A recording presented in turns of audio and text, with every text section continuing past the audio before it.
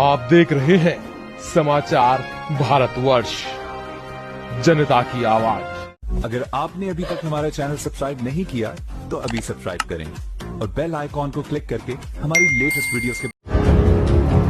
नीतीश कुमार बिहार की सियासत के बेताज बादशाह हैं। बिहार की सत्ता में उन्होंने ऐसा पैर जमाया है कि उसे अभी तक कोई उखाड़ नहीं सका।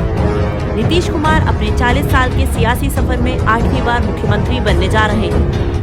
17 साल से बिहार की सियासत नीतीश कुमार के इर्द गिर्द सिमटी हुई है, जिसमें वो जब चाहते हैं बीजेपी के साथ और जब चाहते हैं आरजेडी के साथ मिलकर मुख्यमंत्री बन जाते हैं।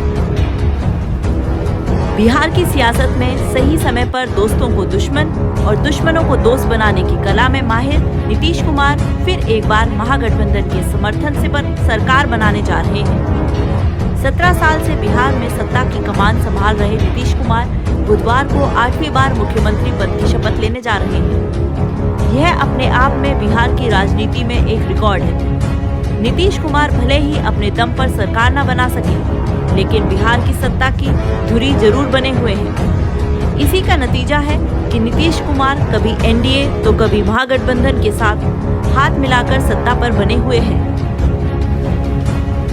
नीतीश कुमार बुधवार दोपहर 2 बजे मुख्यमंत्री पद की शपथ लेंगे। इस तहत नीतीश 8वीं बार मुख्यमंत्री बनने जा रहे हैं और उनके साथ तेजस्वी यादव उप मुख्यमंत्री बनेंगे। नीतीश की अगुवाई में बनने वाली महागठबंधन सरकार को JDU, RJD, Congress, CPI-ML, CPM, CPI, Jitan Ram Manjhi की पार्टी का समर्थन है। इस तरह नीतीश कुमार 7 दलों को लेकर साथ चलेंगे।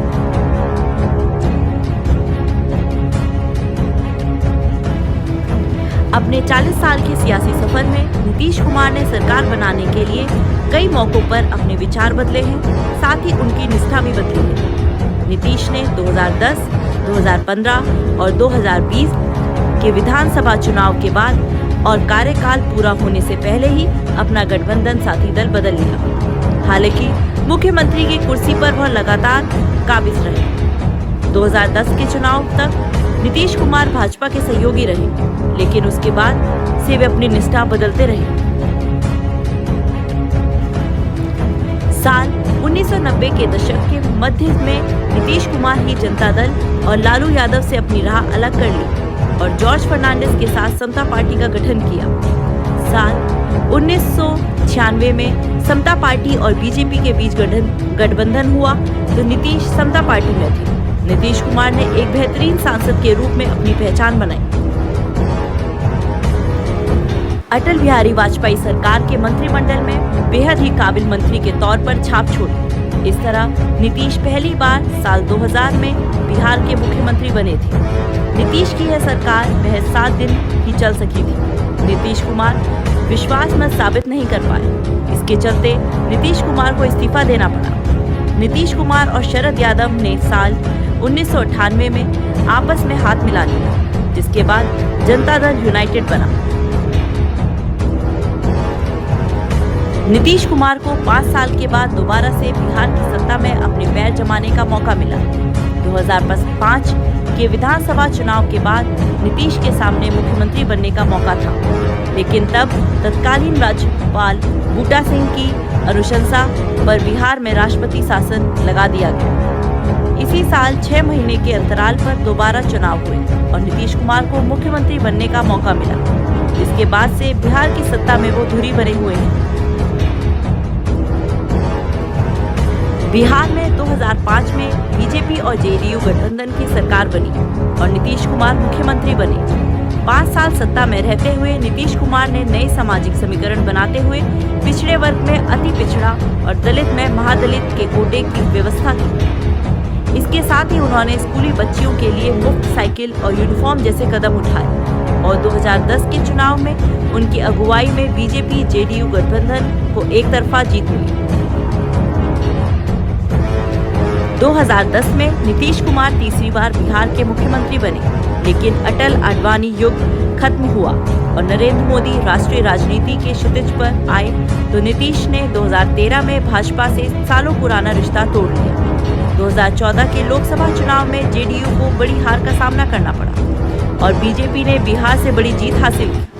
नीतीश ने नैतिक जिम्मेदारी लेते हुए मुख्यमंत्री पद से इस्तीफा दे दिया और जीतन राम मांझी को मुख्यमंत्री बनाया। करीब एक साल के भीतर ही जीतन राम मांझी का बागी रूप देख नीतीश कुमार ने फिर से मुख्यमंत्री पद की शपथ लेकर सत्ता की कमान संभाली। 2015 के चुनाव में ही आरजेडी और कांग्रेस के साथ मिलकर चुनाव लड़े और इस महागठबंधन की जीत हासिल की। आरजेडी ने जेडीयू की सीट कम होने के बाद भी मुख्यमंत्री का पद नीतीश कुमार को सौंपा और 5वीं बार मुख्यमंत्री बने। नीतीश कुमार ने महागठबंधन सरकार में उप मुख्यमंत्री और राजद नेता तेजस्वी यादव के खिलाफ भ्रष्टाचार के आरोप लगने के बाद साल 2017 में मुख्यमंत्री पद से इस्तीफा दे दिया। हालांकि कुछ देर के भीतर ही बीजेपी के समर्थन से एक बार फिर मुख्यमंत्री बने। नरेंद्र मोदी के खिलाफ एक चुनौती के तौर पर दिखने वाले लोगों ने नीतीश कुमार को इस कदम विपक्षी गठबंधन की एकता को तगड़ा झटका लगाया था। नीतीश ने बीजेपी के साथ बाकी बचे 2.5 साल का कार्यकाल पूरा किया और फिर 2020 के विधानसभा चुनाव में बीजेपी और जेडीयू मिलकर चुनाव लड़ी। इस चुनाव में नीतीश कुमार की पार्टी तीसरे नंबर पर रही। इसके बाद ही बीजेपी ने उन्हें मुख्यमंत्री का पद दिया। 2022 में इतिहास फिर से दोहराया गया और अब नीतीश कुमार भाजपा का साथ छोड़कर आरजेडी और कांग्रेस की मदद से सरकार बनाने जा रहे हैं। नीतीश कुमार ने 8वीं बार बिहार के मुख्यमंत्री पद की शपथ ली है। 5 चुनाव जीतकर ही नीतीश कुमार 8वीं बार सीएम बने। इस गठबंधन को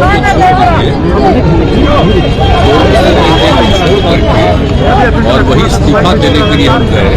उन्होंने दिया 3.5 दे दिया। हम लोगों के पहले कोई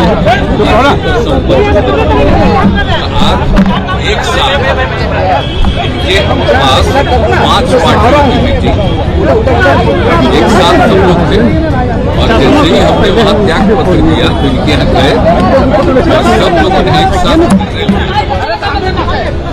और उसके बाद फिर मांझी जी पहुंचे तो 7 पार्टियां एक साथ। आप समझ लीजिए कि विधानसभा में 164 और इसके अलावा एक इंडिपेंडेंट हम लोगों के साथ, तो 7 पार्टी और एक अकेला इंडिपेंडेंट और हम लोग जो उधर थे उनसे हम लोगों ने रास्ता आज समाप्त कर दिया। हम लोग एक साथ मिल करके 7 पार्टियों हैं जो हम लोगों का महागठबंधन है, हम मिल करके आगे काम करेंगे, सेवा करेंगे और इसी सिलसिले में 7 पार्टी के सभी विधायक दल के जितने सब नेता हैं सब लोग मिल करके और जितने विधायक सारे मतलब 7 पार्टियों का और एक इंडिपेंडेंट सभी लोगों का दस्तखत भी दे दिया गया है और बातचीत भी इतने दिल से हो रही थी कि अब एक साथ हम लोग हैं हो जाए। तो गवर्नर साहब ने क्या आपने दावा पेश किया तो उन्होंने कब शपथ ग्रहण के लिए क्या तो वो तो वही नहीं करेंगे। हम लोगों ने कहा कि अब जल्दी से जल्दी करिए, अब वो करेंगे।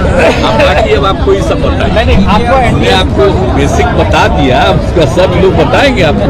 एनडीए से बाहर निकलने की क्या वजह थी और महागठबंधन में जाने की क्या वजह? अरे भाई वो तो उसकी वजह थी, आप तो एक जगह गए वो का ट्रेनिंग लेने के तो और ना हमको पूरा एक्सपोज कर दिया कि जिस आदमी को कहां से कहां हम बढ़ाए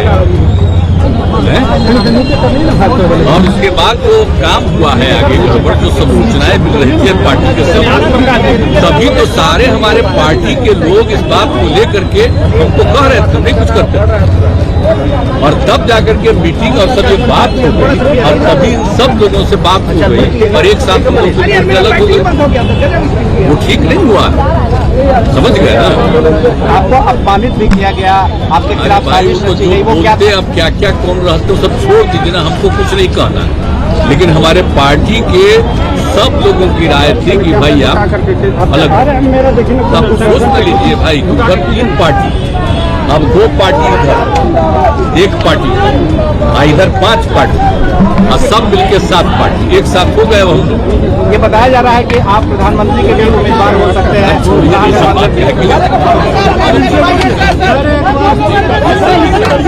बिहार का एजेंडा क्या होगा? बिहार का एजेंडा क्या होगा? बिहार का है बिहार की सेवा करना, हम मिल करके काम करना। सब लोग पूरे बिहार को आगे बढ़ाने के लिए लगे रहेंगे और समाज में जिस तरह से एक विवाद पैदा करने की कोशिश हो गई थी शुरू, वो हमको अच्छा नहीं लगता था। आप अच्छी तरह जानते हैं ना, आप तो एक बार 17 में हुए थे, 17 के लस्वा में आए न थे, तो हमने तो कहा ना कि हम सब कोई चीज जो कहीं कुछ करेगा गड़बड़, जो कुछ होता है विभिन्न धर्म के लोगों का, तो वो सब हम लोग नहीं करते, वो सबका एकता होनी चाहिए। आप तो जानते हैं जो परिस्थिति बन रही थी उसको लेकर के अच्छा नहीं लगता, और जिस तरह से बात हम लोग इतना मेहनत कर रहे थे और कई तरह की बातें की जा रही थी, वो हमको अच्छा नहीं लग रहा था। हम तो तैयार कहाँ, जब हमको इतना कम सीट हो गया और हम तो नहीं तैयार थे। हम तैयार उन लोगों के बार बार आग्रह पर हम हो, लेकिन उसके बाद भी जिस तरह का जो अनुभव हो गया, और अपने हम तो चुपचाप थे, अब पार्टी के सब लोग धीरे धीरे कहने लगे और कह दिए, तब सब लोगों से बातचीत हो गई और हो गया कि भाई आपने कहा था कि भ्रष्टाचार से और कम्युनिज्म से समझौता नहीं करेंगे। सवाल ही नहीं, हम लोग का सवाल ही नहीं पैदा होता है, शुरू से कभी नहीं होने दिए हम लोग। और समाज में प्रेम और भाईचारे का भाव रखना चाहिए।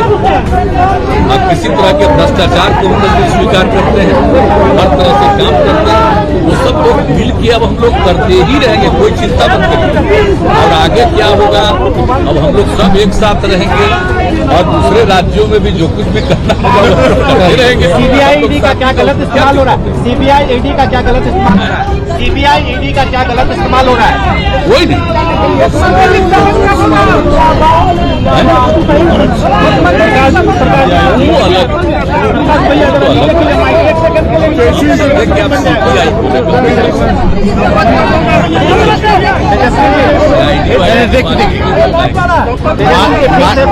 एक बात सुनिए। अच्छा, काफी देर से मुख्यमंत्री जी अपने बात को रख रहे हैं। मुख्यमंत्री जी ने खास तौर पे बताया कि पूरे बिहार विधानसभा में एक अकेली पार्टी रहेगी भाजपा, बाकी जितने सदस्य और पार्टी जो है नीतीश कुमार जी को अपना नेता यानी महागठबंधन का नेता माना है। और सोचने वाली ये बात है कि पूरे नॉर्दर्न इंडिया में अगर आप देखें, हिंदी पट्टी में देखें तो भाजपा का अब कोई अलायंस पार्टनर नहीं रहा, एक भी अलायंस पार्टनर भाजपा का नहीं है। और ये तो इतिहास बताता है कि भाजपा जहां रहती है, जिसके साथ रहती है, उसको खत्म करने में लगी रहती है। आप पंजाब देख लीजिए, आप महाराष्ट्र देख लीजिए, और जो बिहार में हो रहा था वो किसी से छुपा है क्या?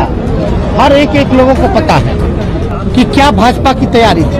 लेकिन जो देश में जो अराजकता का जो माहौल बन रहा है, जो सांप्रदायिकता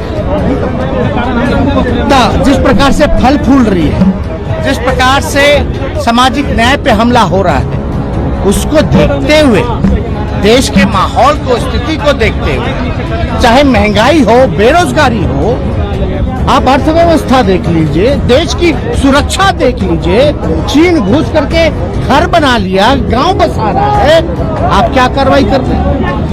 तो पूरी चीजों को देखते हैं। और आज का तो दिन भी बहुत ही महत्वपूर्ण दिन है। और महत्वपूर्ण दिन क्या है कि आज के दिन ही क्विट इंडिया की शुरुआत हुई थी, यानी अंग्रेजों भारत छोड़ो का नारा शुरुआत हुआ था। तो आज बिहार ने एक बार फिर से दिखा दिया है, देश को संदेश दिया है, टोटल देश के जितने विपक्ष हैं उनको संदेश दिया है, एक दिशा दिखाने का काम किया है कि जो मजबूती के साथ जनता के सवाल को लेकर के लड़ता है, वो मजबूती के साथ जो है जनता के साथ जो खड़ा रहता है, वो को जनता जो है पूरी तरीके से स्वीकार करती है और जनता विकल्प चाहती है। आप देख लीजिए, बिहार को विशेष राज्य का दर्जा नहीं मिला। माननीय मुख्यमंत्री जी ने अपना काम किया। कई प्लेटफॉर्म पे इन्होंने प्रधानमंत्री जी के सामने पटना यूनिवर्सिटी की मांग की, लेकिन मान लीजिए पटना यूनिवर्सिटी को उसका दर्जा नहीं मिला अब तक। विशेष पैकेज का क्या हुआ? तो कहीं ना कहीं से हर एक तरीके से बीजेपी ने एक षड्यंत्र के तौर पे, तो ये बीजेपी जो करता है उसका एजेंडा फिक्स है। और जेपी नड्डा जी ये जो लोकतंत्र की जननी है, यहाँ आकर के बोलते कि क्षेत्रीय पार्टियों को खत्म करेंगे, समाप्त करेंगे। तो इसका मतलब क्या है? यानी विपक्ष को समाप्त करेंगे। विपक्ष को समाप्त करेंगे मतलब लोकतंत्र को समाप्त करेंगे। यानी लोकतंत्र की जननी में आकर के आप लोकतंत्र को चुनौती दे रहे हैं। ये बिहार के लोग नहीं सहेंगे। ये हमारा दायित्व है सबसे पहले देश के संविधान को बचाना। और हम तो नीतीश कुमार जी को धन्यवाद देते हैं कि इन्होंने एक फिर से एक बार जो है लीडर निर्णय लेने का काम किया। आप बीजेपी का तो एक ही काम है, डराओ, जो डरता है उसको डराओ और जो बिकता है उसको खरीदो। पूरे देश में क्या हो रहा है आपको नहीं पता, अभी झारखंड में क्या हो रहा है नहीं पता, महाराष्ट्र में क्या हुआ नहीं पता। तो इसलिए सभी लोगों ने आज हमारे यहाँ 5 दलों की बैठक हुई महागठबंधन की, और हमको जिम्मेवारी दी गई निर्णय लेने की। तो हमने यही बोला कि मुख्यमंत्री जी अगर कोई निर्णय लेते हैं उसके बाद हम अपना निर्णय लेंगे। इन्होंने निर्णय लिया बिहार के हित में, नेशनल इंटरेस्ट में, लोकतंत्र बचाने के लिए, संविधान बचाने के लिए, अमन चैन गंगा जमुना तहजीब बचाने के लिए। तो इसलिए, और हम लोग तो समाजवादी लोग हैं, हमारे पुरखों की जो विरासत है वो कोई और ले जाएगा क्या? ये हमारे पास रहेगा। तो इसलिए माननीय मुख्यमंत्री जी को धन्यवाद देते हैं। हम अपने पार्टी के राष्ट्रीय अध्यक्ष आदरणीय लालू जी को धन्यवाद देते हैं कि बीमार अवस्था में भी जो है, जो उनका भी जो निर्णय है, क्योंकि राष्ट्रीय अध्यक्ष है, उनके पास जब प्रस्ताव गया उनसे जब हम लोगों ने बात की, पार्टी के लोगों ने बात की, क्योंकि हर एक लोग, बिहार की जनता, हमारे पार्टी के वर्कर, हमारे पार्टी के विधायक, सब लोग चाहते थे कि जो किसी भी तरीके से भाजपा का जो एजेंडा है उसको बिहार में नहीं चलने देना है। और लालू जी को तो आप जानते ही हैं, आडवाणी जी के रथ को रोका था, किसी भी कीमत में ना झुकने को तैयार है, ना डरने वाले हैं। जो उनकी विचारधारा है उसकी लड़ाई लड़े। तो इसलिए हम पुनः मुख्यमंत्री जी को अरे भाई, हम लोग चाचा भतीजा लोग हैं, लड़े भी हैं, आरोप भी लगाए हैं, लेकिन हम लोग तो समाजवादी लोग हैं ना। तो हमारी जो पुरखों की विरासत है वो कोई और ले जाएगा क्या? हम लोगों का अधिकार नहीं है क्या? तो हर घर में लड़ाई होती है, हर भाई में बकझक होती है, तो उस पर ध्यान नहीं देना। अभी समय क्या है? समय क्या था? 2024 के लिए नीतीश कुमार के आप प्रधानमंत्री पद के अच्छे उम्मीदवार आपको दिख और रहे हैं। देखिए, मुख्यमंत्री जी ने तो देखिए, जब हम लोगों ने जाति जनगणना के बारे में बात की, थोड़ी सी भी देरी नहीं लगाई, और 2 बार जो है उस समय तो भाजपा के लोग ही जो है पूरी तरीके से अध्यक्ष थे उस समय के विधानसभा के चौधरी विजय चौधरी जी, इनके ही अध्यक्षता में 2 बार पारित हुआ। तो उस समय भी आप बीजेपी का रोल देख रहे थे क्या था? यानी जो नेशनल इंटरेस्ट का जो एजेंडा था उसमें भी कितने इनका तो मूड क्लियर था। तो क्या पीएम मटेरियल आपको दिख रहा है? पीएम के लिए आपके दावेदार मानते हैं? आप एक बात समझ लीजिए, ये सवाल हम मुख्यमंत्री जी पे छोड़, हमको इस पे कोई टिप्पा टिप्पणी नहीं करना है। लेकिन आप इतना तो आप जानते हैं कि सबसे देश में अगर सबसे कोई अनुभवी मुख्यमंत्री है तो नीतीश कुमार जी है। सबसे अनुभवी, परिपक्व, और काम तो किया ही है, ऐसा कोई इनकार नहीं सकता। कुछ लोग तो प्रचार का काम करते। नरेंद्र मोदी को क्या नीतीश जी दे सकते हैं चुनौती?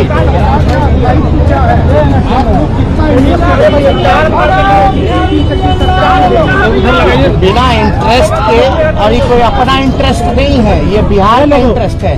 बिहार के नौजवानों का इंटरेस्ट है, इसलिए 10 लाख जो रोजगार देने की बात किए थे, क्या आपकी सरकार में हम करेगी? लोगों की बात चलेगी। अभी तो 10 लाख नौकरी, एक बार तारीख तो तय हो जाने दीजिए, 10 लाख नौकरी। तारीख तय हो जाने दीजिए, जनता के दुख दर्द को दूर किया जाएगा। अगर आपने अभी तक हमारा चैनल सब्सक्राइब नहीं किया तो अभी सब्सक्राइब करें और बेल आइकॉन को क्लिक करके हमारी लेटेस्ट वीडियोस के